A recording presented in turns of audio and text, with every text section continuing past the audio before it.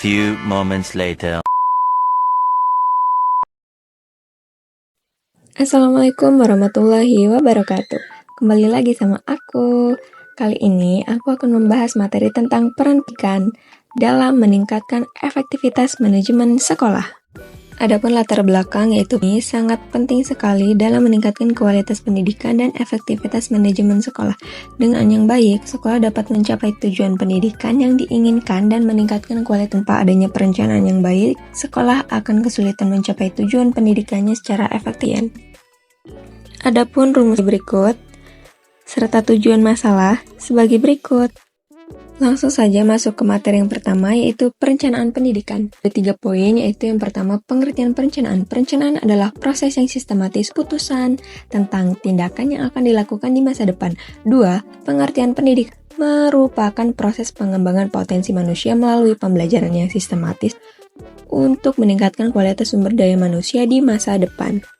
Yang ketiga, ada pengertian perencanaan pendidikan. Ini adalah suatu proses yang sistematis untuk mempersiapkan kegiatan pendidikan dilakukan untuk mencapai tujuan pendidikan dan dapat membantu memprediksi masa depan dan menentukan kebijakan pendidikan yang sesuai dengan perkembangan. Materi selanjutnya yaitu efektivitas manajemen sekolah. Kemampuan sekolah dalam mencapai tujuan pendidikan dengan baik dengan yang ada secara efektif dan efisien. Efektivitas ini tidak diukur dari hasil akhir, tapi juga dari proses yang dijalankan dari awal hasil dari proses tersebut. Materi yang ketiga yaitu faktor-faktor yang mempengaruhi efektivitas manajemen sekolah. Ada hal eksternal dan juga manusia. Di faktor internal ini poin yang pertama itu kepemimpinan sekolah, yang B struktur, yang C sumber daya yang memadai, yang D lingkungan belajar yang dapat meningkatkan kualitas pembelajaran, kualitas pendidikan atau kualitas pendidik.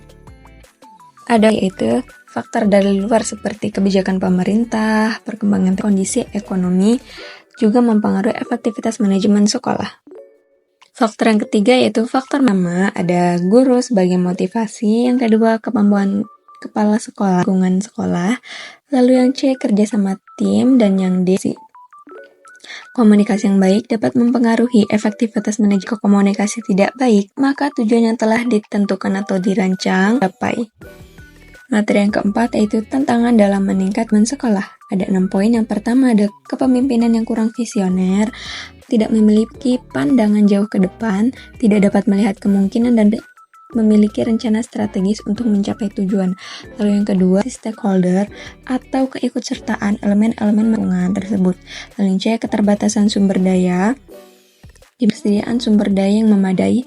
Lalu yang D, pengembangan guru profesional yang berdampak pada kurangnya efektivitas pembelajaran di kelas.